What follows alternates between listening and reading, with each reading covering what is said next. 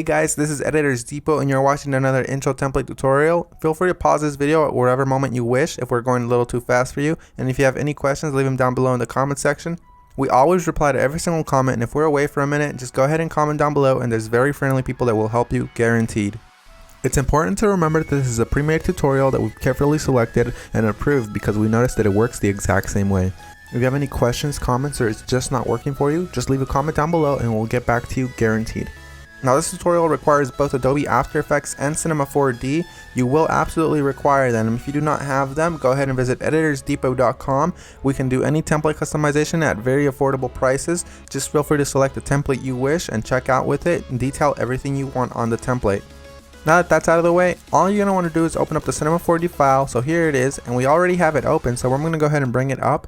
And as you can tell, everything is ready to go. All you have to do is replace the text, render, and you're done. Except one little thing, there's sometimes problems that come up with the templates, and I'm going to go ahead and cover them here. Sometimes the audio will be included, and you don't have to worry a bit about that. As you can tell on this template, the audio is included. It's not a problem at all, and sometimes the font is not included. If it's not, all you want to do is of course look for the text layers. They will look a little like this. Select it, and then hit font, and select any font you wish. You can visit DesignerDepot.net for any font you wish. The first thing you want to do is of course modify one of the text layers. So here it says your. I'm going to go ahead and hover the text after I select it and replace it with editors. I'm going to do the same thing for the second layer behind that one. I'm going to hover the text and write editors. Now that that's done, I'm going to go ahead and render preview. And as you can see, it says editors, everything is 100% fine.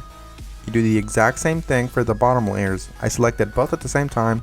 I'm going to replace it with Depot. Once I go ahead and render preview, it looks amazing and I'm happy with it. I'm 100% happy with the colors because it's red and Editors Depot is red, but if you're not happy with the colors, you can simply come down below, double click it, and make any modifications you wish, whether it's make it green, make it blue, or blend it all together and make a little purple. I'm going to go ahead and keep it this way, and I'm going to go ahead and go to my render settings now. Once you're in the render settings, you're going to want to make sure that your width and height is set to 1920 x 1080 if you have a very good computer or decent computer and you have time. If you have a slow computer and you probably don't have that much time, you make sure you set it 1280 by 720. You want to make sure you tick all frames, and then you go to save. You make sure it's as a PNG sequence for a faster render that does not reduce quality at all. And you want to make sure you select file here. Make sure you make a folder for this one render sequence that's alone and empty. Mine is template render, and I'm going to name my every single sequence render. You close that and you begin the render. While it finishes rendering, I'm going to go ahead and open up my Adobe After Effects file and go ahead and get started with that for you guys. As you can see, that says that there's two files missing, so I'm going to go ahead and find them for my computer.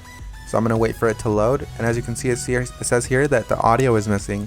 I'm going to go ahead and double click the file, and I'm going to find it for the computer. It should be included in the template, and if it's not included, we're sorry and we're going to do our best to try to help you, but if it's not, you can go ahead and include any audio you want. As you can see here, it's not included, so I'm going to go ahead and just drag in one of my copyright-free files that I have in my library. You can use the one that we're using for this tutorial. Another really quick tip you can actually follow is just close this, right click the file, and go to rename. You can actually copy the entire name if it still has the original name of the song. Then you go back to YouTube, you paste that there, and you download the file from there. You want to make sure it's copyright free and you're not breaking any laws though. Once you've gone ahead and replaced your song, you're going to want to go ahead and replace the other thing that was missing, which is of course the PNG sequence. It might be a PNG file, .png, or it might be an MP4 file, or anything within those regards, like QuickTime for example. You're going to go ahead and double click it and replace it with your render sequence. I'm going to select the first frame, scroll all the way down just to be safe, and select the last frame. You want to make sure you do the same thing, all while holding shift, so it selects every single one. You make sure you tick on sequence here where it says PNG sequence. You should have that option for Windows as well.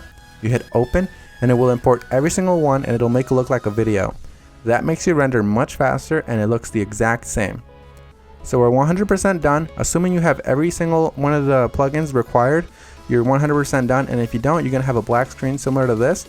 But if you do have a black screen similar to this, you're going to just want to make sure you troubleshoot it by turning off or turning back on whatever adjustment layers might be messing up your entire video. As you can see here, all of the adjustment layers, one of them within these messed up the entire render, so I'm going to go ahead and turn them on one by one. That one's fine, that one's fine. This one's the problem here, so you make sure you turn them back on and you're done. So I had one layer that messed everything up, and that's because I do not have the correct plugin. You want to make sure you fix that, and you want to make sure you don't run into that problem again.